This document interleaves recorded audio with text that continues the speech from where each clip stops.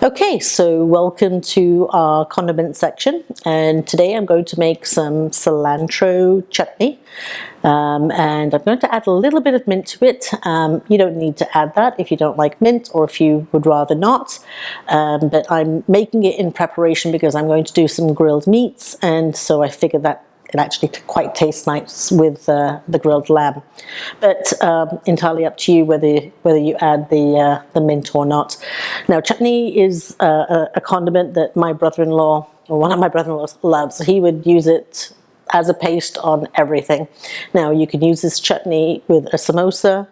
You can use it for any other sort of appetizer dish. So it's really, really simple to make. Okay, and so what I have here is 1 cup of packed washed cilantro.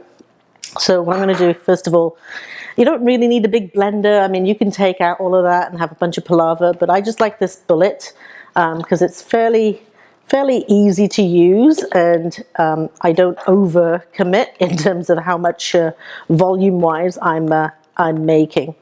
So everything should blend very nicely in here. So I like to put the cilantro in first because I'd like to have some of the, what I would call the more mushier ingredients at the top, so that they're close to the blade so they can actually liquefy first. So then let's add our, I just picked some nice mint leaves from my little indoor garden here. Let's do that. I've got 1 sprig of green onion, or you could use regular onion, up to you, or you could use no onion. 1 teaspoon of minced ginger. I also have 1 clove of minced garlic. And then I have also 1 tablespoon of toasted sesame seeds. Once again, if you don't have them, don't use them. And normally I would put raw soph. So what do you call soph? I can't remember. Anyway, we'll come back to that, and you'll see in the ingredients list. I'm going to say anise actually in there, but this is actually toasted, so that's what I had on hand, so that's what I've used. We're also going to add the juice of half a lemon, so I've added that, so a bit of liquid there. And then I'm going to reach for my spice box, and I'm going to add 1 teaspoon of salt, half a teaspoon of turmeric, and very little, maybe half a teaspoon of extra hot chili powder. I don't want too much. Now, you could also substitute that by putting a green chili, a jalapeno, depending on the type of the heat you like, and just 1 teaspoon of my cumin and coriander mixture. And that's it from there. Let's now sort of add 1 medium tomato chopped, and then just to sort of make sure things are sort of liquefied, and I quite like the taste of yogurt in this. Now, what you can do is you can add more or less yogurt depending on how runny you actually like your chutney, and if you're going to use it as a dip or something that's a bit more substantial. So this is a tablespoon measure, so I've got 1, and one of the things that the yogurt also does is it can bring down the heat. Now, sometimes if I have an overripe peach or an apple or something like that, I can also add that into here, and it adds to the liquidity of the chutney. I've also made something called Guacamole Chutney, which is really by adding same ingredients, but then I add an avocado, and it really sort of holds the chutney together. So that was 3 tablespoons of just no-fat, plain Greek yogurt, or yogurt, whichever you like to say.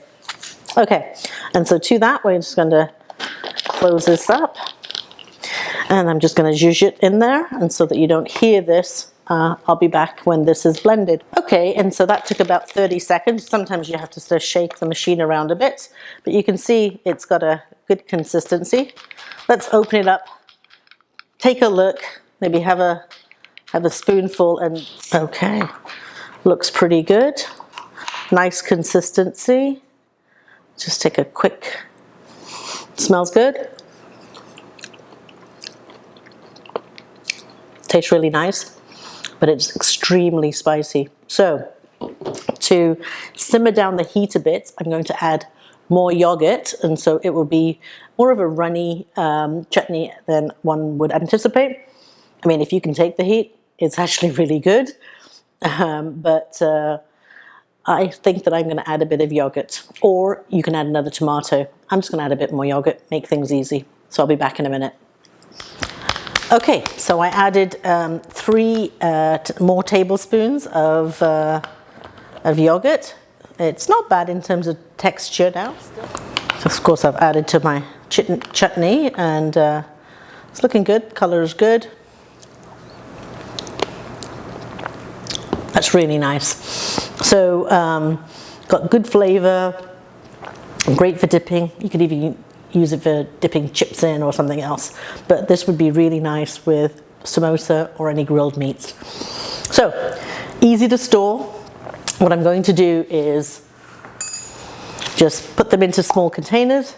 Now these freeze really well, and so what you should do is, make a batch for when you're going to eat it, and then keep a batch in the freezer, because you never know when you get guests coming over. All you have to do is quickly defrost that, and to revive it, just add a bit of yogurt and blend it in, and it'll look completely fresh again. So enjoy your chutney.